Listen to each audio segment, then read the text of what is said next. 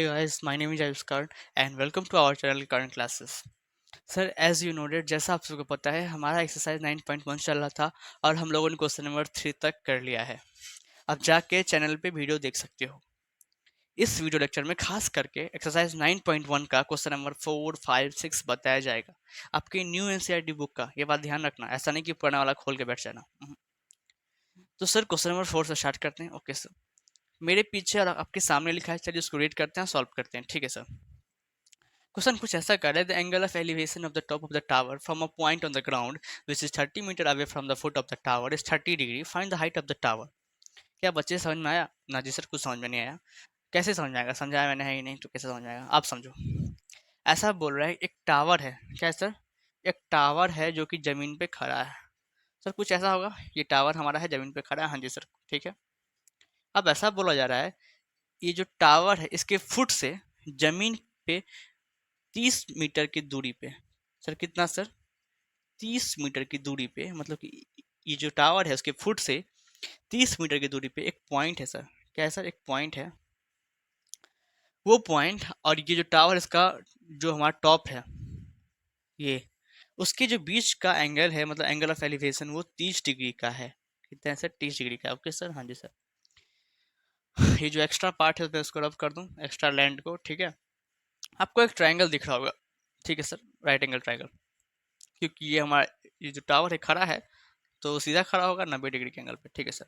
आपसे पूछ रहा है ये टावर का हाइट क्या है। क्वेश्चन समझ में आ गया कि टावर जहां भी है उसका फुट, वहां से जमीन पे एक पॉइंट है 30 मीटर की दूरी पे। वो पॉइंट और वो टावर के टॉप, उसके जो बीच का एंगल है वो 30 डिग्री का है, जो कि आपको दिख रहा है। आपसे पूछ रहा है कि इसका हाइट क्या होगा। अगर हम मान लें ये जो टावर है उसका हाइट ए बी है। क्या है सर? ए बी है। जमीन पे एक पॉइंट सी है जहां से वो लाइन खींचा हुआ है, और जो एंगल ऑफ एलिवेशन है वो 30 डिग्री का है। बात तो समझ में आ रही है? हाँ जी सर। क्या निकालना है सर? ए बी निकालना है। तो ए बी निकालने के लिए क्या करना पड़ेगा? आप ये बताइए पहले हमें कि ऐसा कौन सा ट्रिग्नोमेट्रिक रेशियोज है जिसमें ये पी और बी आता है। पता है ना पी और बी क्या होता है? पी मतलब परपेंडिकुलर, बी मतलब बेस। ये जो एंगल है इसके सामने वाला साइड होता है हमारा पी मतलब परपेंडिकुलर, इसके साथ वाला साइड होता है बी मतलब बेस। ठीक है। ठीक है। उससे पहले आपको एक सोल्यूशन में एक दो पॉइंट लिखना होगा। सर पॉइंट क्या है? लिखना होगा ए बी। ए बी क्या है बच्चे? हाइट ऑफ टावर है सर। ये लिखना बहुत जरूरी है, मेंशन करना बहुत जरूरी है, हाइट ऑफ टावर। ठीक है। और सर कुछ? हाँ, बी सी लिख लो। सर बी सी क्या है? Distance between foot of tower and a point on the ground. उस टावर के फुट से ग्राउंड पे एक पॉइंट है, उतनी दूर का जो बीच का डिस्टेंस है वो हमारा क्या है सर? बीसी है, मतलब कि 30 मीटर है। ठीक है। हाँ।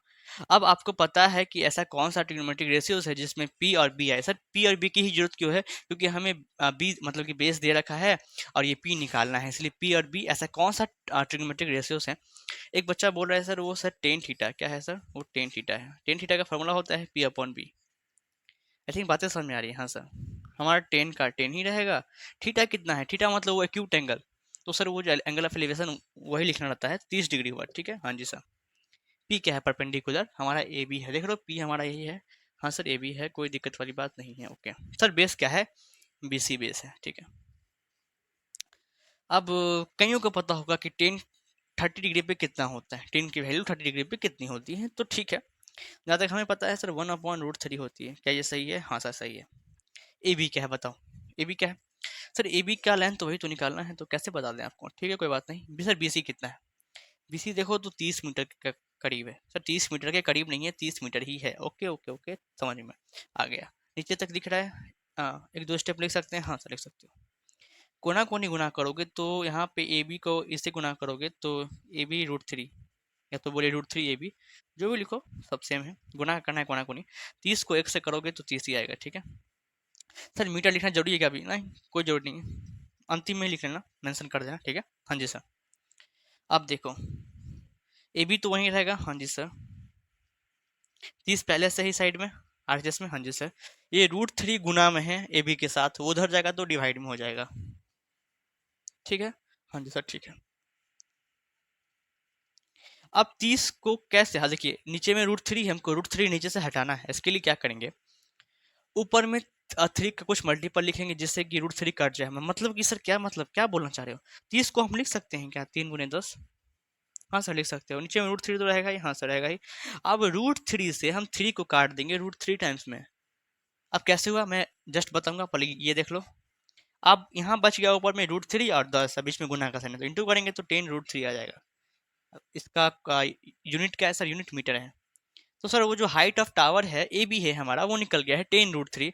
तो अगर एक लाइन लिखना चाहते हो तो अंतिम में ये लिख लेना, height of tower, height of tower कितना है सर? 10 √3 मीटर। आंसर हो जाएगा, ठीक है। अब कई बच्चों को यहाँ दिक्कत है कि सर आप ऊपर में 3 था, नीचे में √3 था, आपने काट दिया √3 टाइम्स में, कैसे? तो देखो एक बात कहूँ, मैं इसे पिछले वाले वीडियोस में ही बता रहा हूँ आपको कि कैसे काटता है। 3 को कैसे लिख सकते हैं सर? 3 को √3 लिखा जा सकता है। हाँ जी सर, नीचे में √3 तो है ही। एक √3 से एक √3 बचा, क्या बचा? √3 बचा। तो वही किए हैं, √3 से 3 को काट दिए √3 टाइम्स में, वही ना, और ऊपर पर गुणा खाली लिख दिए। आई थिंक बातें समझ में आ रही होगी। हाँ जी सर आ रही है। तो ये क्वेश्चन नंबर 4 खत्म होता है। चलते हैं नेक्स्ट क्वेश्चन, क्वेश्चन नंबर 5 की ओर। तो ओके सर, हाँ जी सर लिख लीजिए। सर ये रहा हमारा question number 5 and you know we have to solve it. Okay sir, तो सर क्वेश्चन नंबर 5 क्या कर रहा है देखो। A kite is flying at the height of 60 metre above from the ground. एक काइट है, पतंग है, जो कि ग्राउंड लेवल से 60 मीटर ऊपर उड़ रहा है। मैं अगर फिगर बनाने की कोशिश करूं तो ये एज्यूमिंग कर लो कि ये हमारा ग्राउंड लेवल है और ये काइट कुछ यहाँ पे है जो कि फ्लाई कर रहा है। यहाँ पे मान लो काइट इस हाइट पे 60 मीटर ऊपर, ग्राउंड से 60 मीटर की दूरी पे ये जो काइट है वो फ्लाई कर रहा है, मान लेते हैं। हाँ जी सर, ग्राउंड लेवल से, ठीक है। हाँ सर ठीक है, आगे बढ़ते हैं। The string attach to the kite is temporarily tied to a point on the ground. अब स्ट्रिंग, स्ट्रिंग का मतलब धागा होता है, जिसे तुम उड़ाते हो पतंग, वही वो जमीन पे कुछ दूरी पे बांधा हुआ है। वो जो स्ट्रिंग है, धागा है, जो कि इस काइट से आया है, वो जमीन पे कुछ दूरी पे बांधा हुआ है। और वो जो एंगल बना रहा है जमीन पे, वो सर ये जो झुकाव है स्ट्रिंग का जमीन से, वो सर कितने डिग्री का है? तो वो 60 डिग्री का है। जो इंक्लिनेशन है उस स्ट्रिंग का, उस और वो जो धागा है उसका झुकाव जो है ग्राउंड लेवल से कैसा है सर? तो 60 डिग्री पे वो स्ट्रिंग है हमारा, ठीक है। हाँ जी sir, find the length of the string. तो सर ये जो धागा है, स्ट्रिंग जो है, इसका लेंथ क्या है वो बताना है आपको, ठीक है। ये आपसे पूछा रहा है, ठीक है। हाँ जी सर ये पूछ रहा है। और कुछ सर? हाँ, assuming that there is no slack in the string. आपको ऐसे मान के चलना है ये जो स्ट्रिंग है, जो धागा है, इसमें कुछ ढीलापन नहीं है, स्लैक नहीं है, ढीलापन नहीं है। ऐसा होता है ना जब आप अपना गुड्डी बोलो, चाहे पतंग बोलो, चाहे काइट बोलो, उसको उड़ाते हो तो नॉर्मली जो आप धागा देखोगे वो कुछ ऐसे करके जाया रहता है, कुछ उसमें ढीलापन होता है। लेकिन यहाँ बोला गया ढीलापन नहीं है, बिल्कुल टाइट है, स्ट्रेट, एक स्ट्रेट स्ट्रिंग की तरह है। और वो जो ग्राउंड लेवल से जो उसका झुकाव है स्ट्रिंग का, वो 60 डिग्री का है। और ये जो काइट है वो 60 मीटर ऊपर उड़ रहा है। बाकी का पार्ट मैं रफ कर दूं फालतू का ग्राउंड लेवल। तो देख रहे हो एक राइट एंगल ट्राइंगल बन गया, देखो, जिसका हमें सर एंगल दे रखा है ये वाला, और ये एक हमारा पी दे रखा है, मतलब कि परपेंडिकुलर, क्योंकि जो भी एंगल है उसके सामने वाला साइड हमारा पी होता है और सामने और उसके साथ वाला साइड बी होता है, मतलब बेस और परपेंडिकुलर, ठीक है। आपको सर किससे मतलब है? आज जो सबसे लॉन्गेस्ट साइड होता है वो हाइपोटेनियस होता है, ठीक है। अभी क्या निकालना है? अभी हाइपोटेनियस और ये सर पी निकाल, क्योंकि सर देखो हाइपोटेनियस हमें निकालना है, पी दिया हुआ है, ये एंगल दिया हुआ है। तो ऐसा कौन सा ट्रिग्नोमेट्रिक रेशियो है जिसमें पी और एच दोनों आता है? तो जहां तक हमें पता है बच्चे, वो साइन थीटा होता है। लेकिन उससे पहले आपको एक दो बातें हैं वो जो लिखनी है। ऐसे मान लेते हैं ये जो हाइट है ग्राउंड पर से इस काइट का, वो ए पे है, और ग्राउंड लेवल बी से ये जो हाइट है वो 60 मीटर का ए पे, ठीक ना, इतना दूर का उसका हाइट है। ए बी जो है वो 60 मीटर का है, ठीक। 80 पॉइंट से जो स्ट्रिंग है वो बांधा हुआ है, ठीक है, ठीक। तो एक दो बातें लिख लो सर। क्या सर? पहले तो लिखो A B. Sir A B क्या है? हाइट है, height at which kite fly.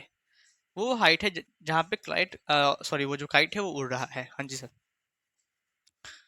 BC क्या है? या तो मैं बीसी नहीं लिखूं क्योंकि उसका कुछ काम नहीं है। यहाँ पे एसी का काम है, मतलब वही निकालने के लिए, बस एसी क्या है सर, वो लेंथ ऑफ स्ट्रिंग है, धागे की लंबाई है, लेंथ ऑफ स्ट्रिंग। ठीक है, हाँ जी सर ठीक है।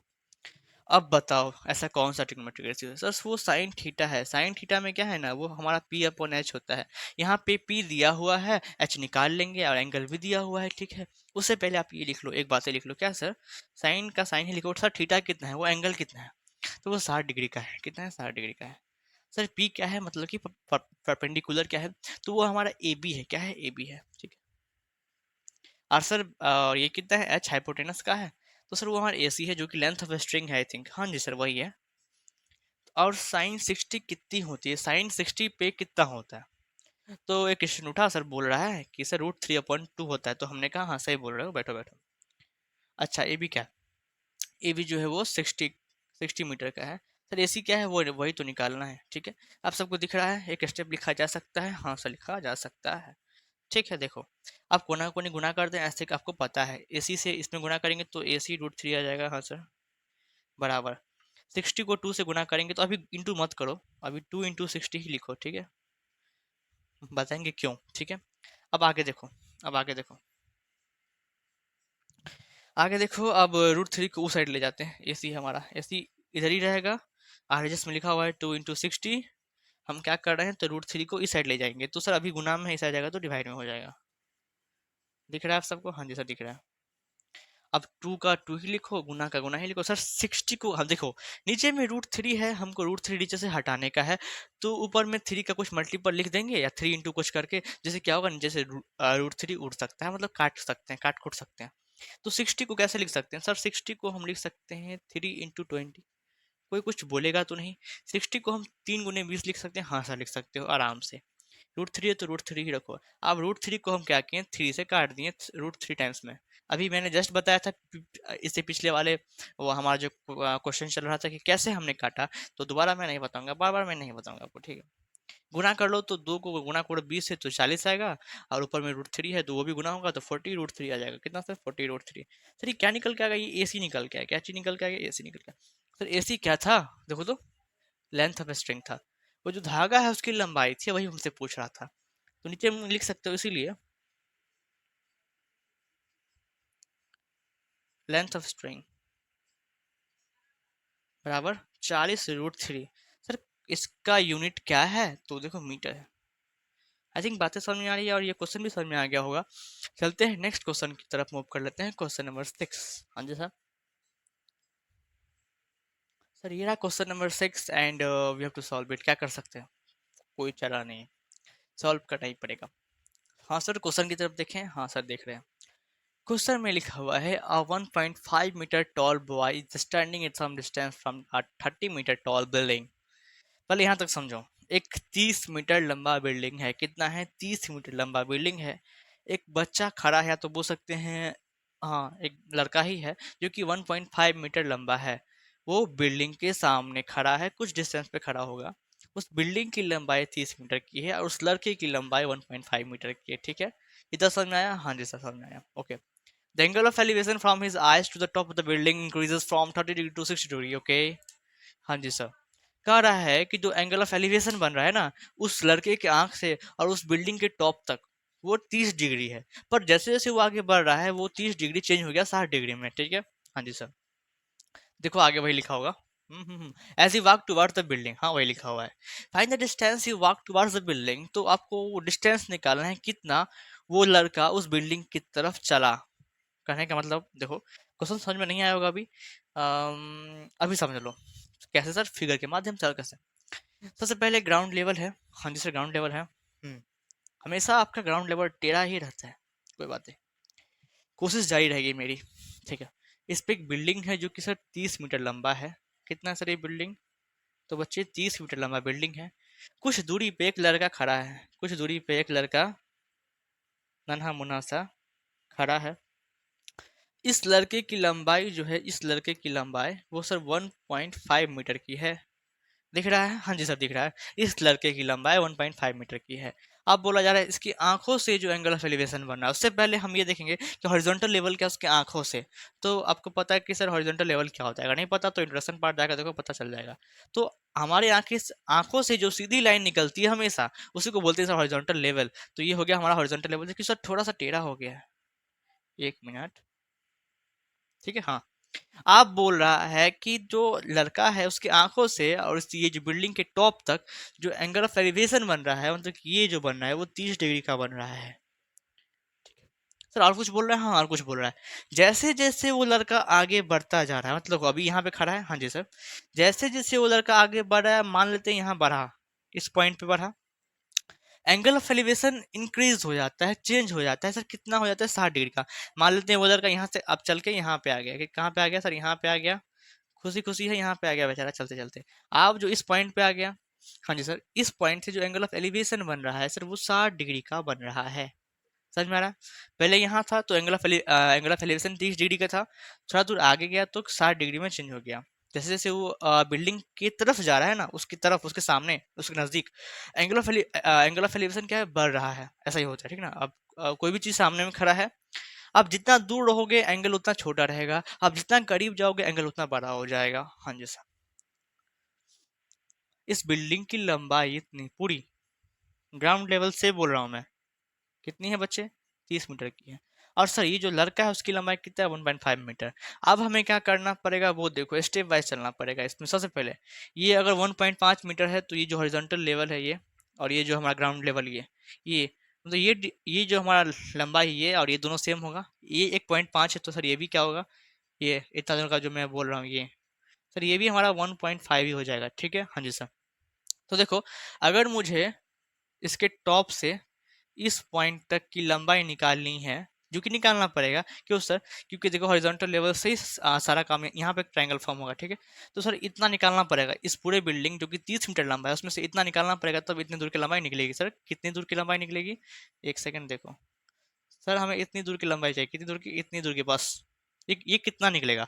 उससे पहले एक बातें हैं, एक दो बातें वो समझ लो। सर क्या है? अगर ऐसे मान लें कि ये जो बिल्डिंग है हमारा ये पूरा ए बी लेंथ का है, क्या सर? ए बी लेंथ का बिल्डिंग है हमारा, ठीक है। और वो जो लड़का पहले खड़ा था जिस पॉइंट पे, ये पॉइंट मान लेते हैं, यहाँ खड़ा है, ठीक है। नहीं, यहाँ खड़ा है, ये सी पॉइंट पे, ठीक है। आज चलते चलते वो डी पॉइंट पे आ गया, ठीक है। हाँ जी सर। लेकिन एंगल तो सर यहाँ से बन रहा है ना, तो इसका भी कुछ नाम देना पड़ेगा। हाँ नाम दे सकते हो, क्या? ए बी सी डी हो गया, ई एफ दे दो। इसका ये नाम दो तो इसका एफ नाम दे दो। और सर ये जो पॉइंट आज इतने दूर ये जो सेम था, तो सर ये पॉइंट का नाम ई एफ जी दे दो इसका नाम, ठीक है। कुछ तो नाम देना पड़ेगा, हर एक पॉइंट का कुछ ना कुछ नाम देना पड़ता है, ठीक ना। मैंने देखो ये क्वेश्चन थोड़ा सा लंबा है समझाने में, लेंदी है, लिखा हुआ छोटा पर है लेंदी समझाने में। अब ध्यान से सुनो क्या मैं बताना चाह रहा हूँ, ठीक है। इतनी दूर की लंबाई 1.5 मीटर, तो सर ये भी 1.5 मीटर। पूरी लंबाई 30 मीटर। हमको चाहिए एजी चाहिए, क्योंकि यहाँ से ट्रायंगल फॉर्म हो रहा है, इसकी आंखों से एंगल ऑफ एलिवेशन बन रहा है। अगर पैरों से बनता तो अलग बात था, अभी आंखों से बन रहा है बच्चे, तो आंखों से देखना पड़ता है, ठीक है। समझ में आ रहा है? अब देखो एक दो बातें लिखते हैं। सर क्या लिखते हैं? First of all A B देखो, क्या है सर? ए बी, सर ये हाइट ऑफ बिल्डिंग है, हाइट ऑफ बिल्डिंग सर, जो कि कितना है? तो वो 30 मीटर का है, आप ऐसे लिख सकते हो, ठीक है सर। और कुछ सर? हाँ सर, ईसी क्या है सर? ईसी, सर ईसी है हाइट ऑफ बॉय, उस लड़के की हाइट, हाइट ऑफ बॉय, जो कि कितनी है बच्चे? 1.5 मीटर की, ठीक है। हाँ जी सर। अब आप ये बताओ, ईसी और जीबी इक्वल होगा कि नहीं होगा, ये बताओ। क्योंकि देखो ये जो लड़का है ये, उसके आंखों से एक हॉरिजॉन्टल लेवल निकल रहा है और एक आपका ग्राउंड लेवल पे खड़ा है, तो इतना डिस्टेंस जो है वही सेम टू सेम इतना डिस्टेंस होगा, होगा कि नहीं होगा? हाँ सर होगा। तो क्या सर ईसी जो है, इसी जीबी के इक्वल होगा? हाँ सर होगा। ये 1.5 है तो ये भी 1.5 होगा, ठीक है। दोनों बराबर है तो सर ये इसी कितना है? 1.5, तो जीबी भी कितना हो जाएगा? 1.5, ठीक है। समझ में आ रहा है? हाँ जी समझ में आ रहा है, ठीक। हमें क्या चाहिए? हमें चाहिए ए जी ही चाहिए बस। तो ए जी कैसे निकाल सकते हैं बताओ? ए जी कैसे निकाल सकते हैं ये बताओ आप हमें। तो सर ए जी निकाल सकते हैं, हमको ए जी निकालना है, इसके लिए पूरे में से, ए बी में से हमको जी बी घटाना पड़ेगा। क्या चीज मैंने बोला? ए जी निकालने के लिए, हमें ए जी निकालने के लिए देखो पूरे में से, मतलब कि ए बी में से जी बी को घटाना पड़ेगा, ठीक है। सर ए बी कितना लेंथ का है? ए बी 30 मीटर का है। और सर जी बी कितना है? हमने अभी कहा 1.5, किस में आएगा? मीटर में। घटाओगे 28.5 आ जाएगा। इतना मीटर का हो गया। तो सर ये जो लेंथ निकल गया यहाँ तक, ये कितना है सर 28.5 आ गया, ठीक है। इसी की जरूरत थी हमें अभी, ठीक है। हाँ जी सर, ठीक है। ये तो समझ में आ गया, हाँ समझ में आ गया। आगे देखो क्या होगा, आगे देखो क्या होगा, ठीक है। इसमें दो केस बनेगा, पहला केस जिसमें एंगल ऑफ एलिवेशन 30 डिग्री है, और दूसरा केस जिसमें एंगल ऑफ एलिवेशन 60 डिग्री है। हमें क्या निकालना है उस पर फोकस करते हैं। हमें निकालना है कि ये लड़का कितना दूर चला, मतलब कि सर ई एफ डिस्टेंस, यहाँ से लड़का यहाँ तक चला, मतलब कि सर ई से लेके एफ तक चला, वो जो डिस्टेंस है ई एफ निकालना है, ठीक ना। यहाँ से लेके यहाँ तक वो जो, ये दोनों डिस्टेंस सेम ही है, ये निकालना है ई एफ कितना है, कितना चला। तो वही, तो सर ई एफ क्या है, डिस्टेंस है। तो एक जगह हम कहीं पे लिख लेंगे सर ई एफ क्या है, distance walked by the boy toward building. दिख रहा है आप सबको, हाँ जी सर दिख रहा है। हाँ ठीक है, अब आगे बढ़ते हैं, फर्स्ट केस लेते हैं, पहला केस लेते हैं। सर इसमें क्या है, एंगल है 30 डिग्री हमारा, पी दिया एंगल, ये जो है इसके सामने वाला साइड होता है पी, मतलब परपेंडिकुलर, जो कि 28.5 का है।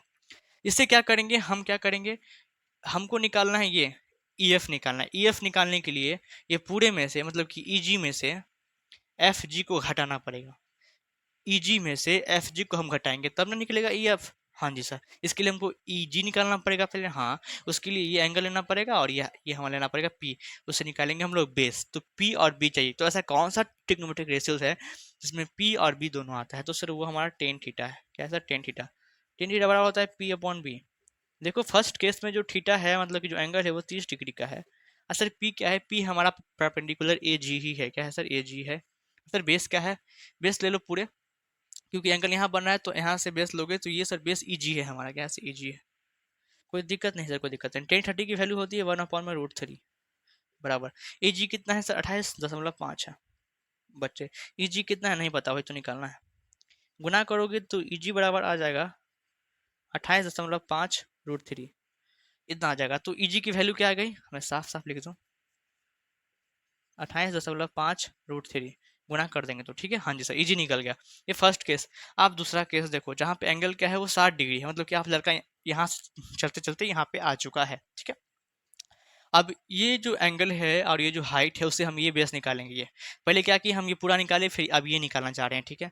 तो टेन थीटा लेंगे, क्या होता है सर, पी अपॉन बी ही होता है। लेकिन बस फर्क क्या है, यहाँ पे थीटा क्या है, 60 डिग्री हो गया, ठीक है, क्योंकि आगे बढ़ गया तो एंगल बढ़ गया।